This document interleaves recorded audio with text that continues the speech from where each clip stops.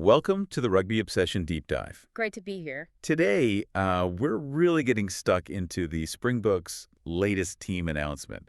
It's for that big Rugby Championship game against the Wallabies. Yeah, and Rassie Erasmus, the coach, has definitely made some pretty interesting calls, intriguing ones. Absolutely.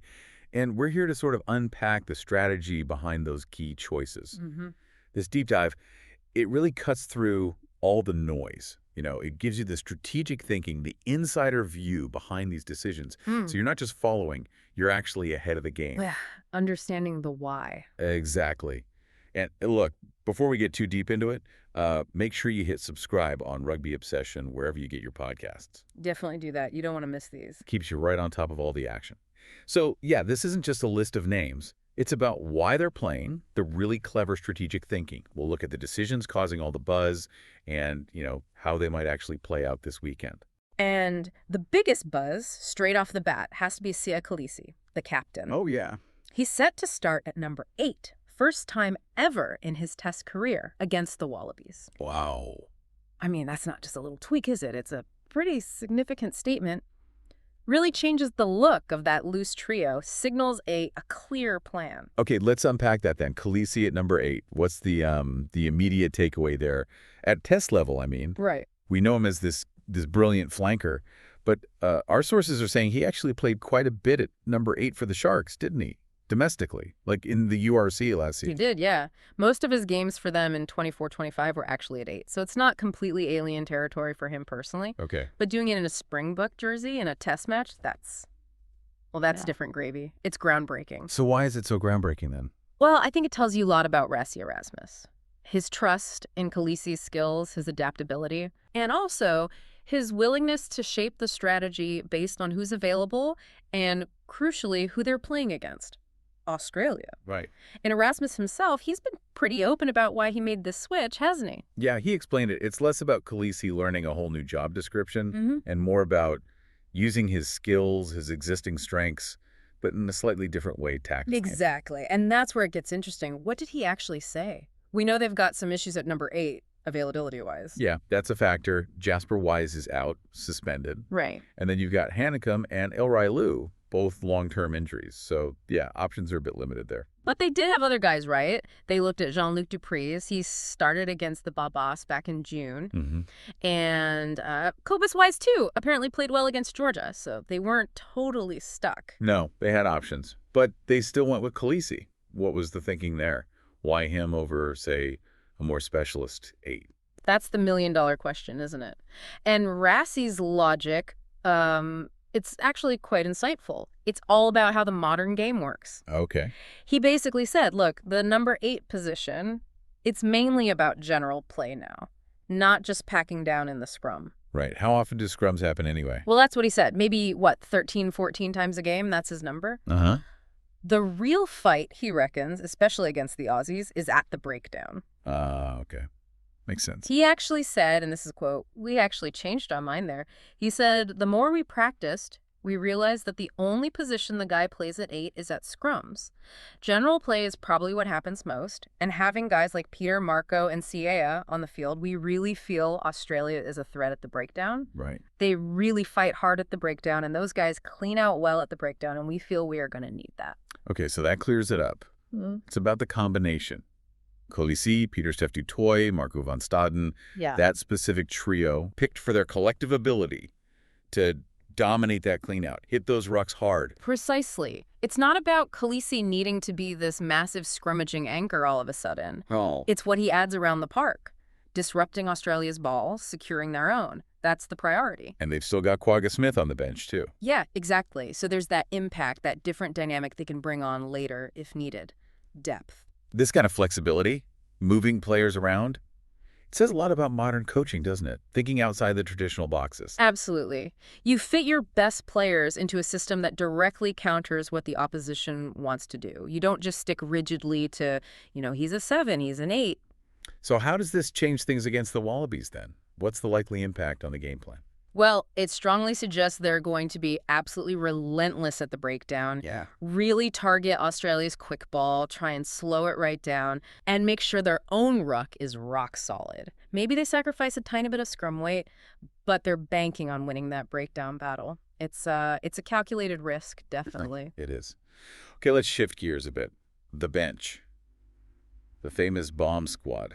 Ah. That 6-2 split, sometimes even 7-1, pouring onto forward power late in the game.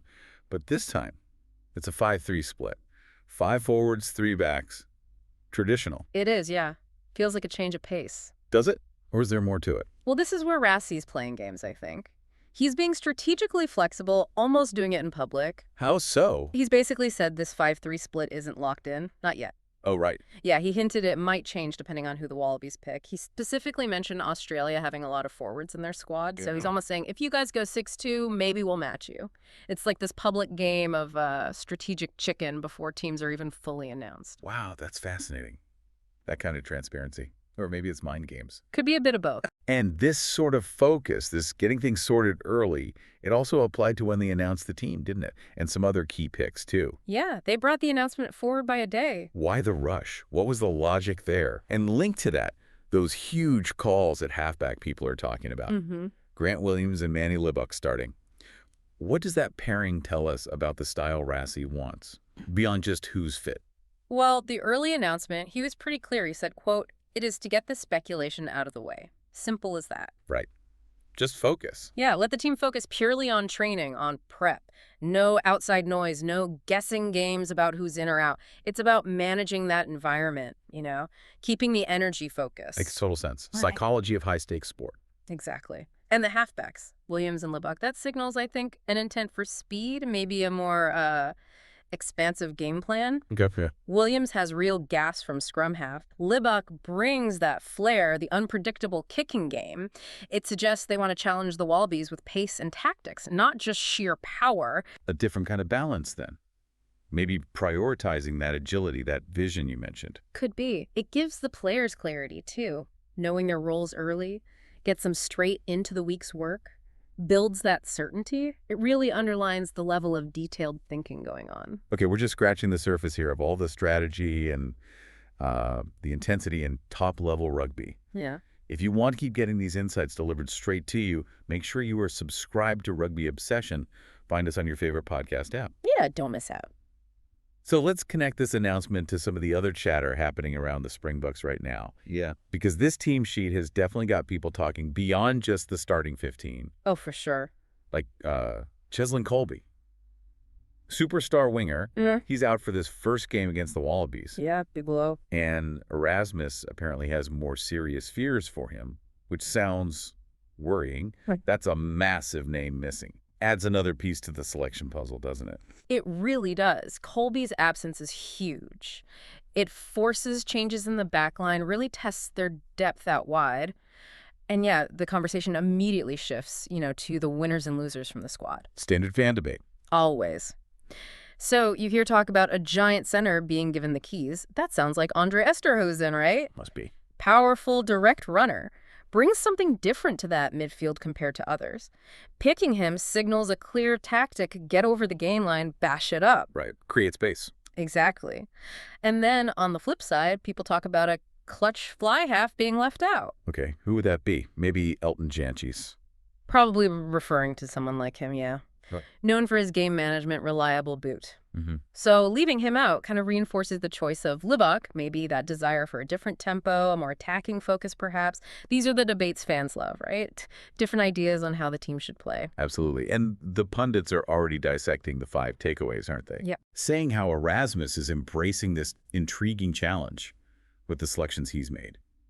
It's clear every single pick gets put under the microscope. It's fascinating, isn't it? Just shows the layers of strategy behind every big test match. These are just some of the angles people are exploring. And this constant need to adapt, the willingness to take these calculated risks. Mm-hmm.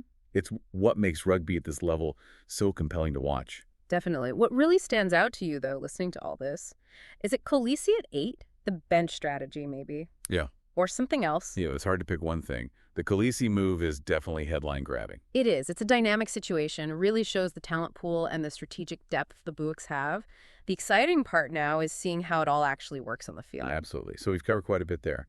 Rassie's bold call, shifting Siya Kolisi to number 8. the nuances of that bench selection, the thinking behind announcing early, plus those other key selections causing discussion. It's obvious that top-tier rugby involves just incredible tactical layers and adaptability. That's why we love it. It is. We genuinely love to hear your thoughts on all this. What jumps out at you from these Springboks selections? What's your take on Kolisi at 8? Or that 5-3 bench? Let us know in the comments. Always great to hear what listeners think. Yeah, join the conversation. And please don't forget to subscribe to Rugby Obsession so you stay right in the loop for our next deep dive into the world of rugby. Keep up to date. Thank you so much for listening to the Rugby Obsession Deep Dive today. Cheers. And we really look forward to you listening to our next episode.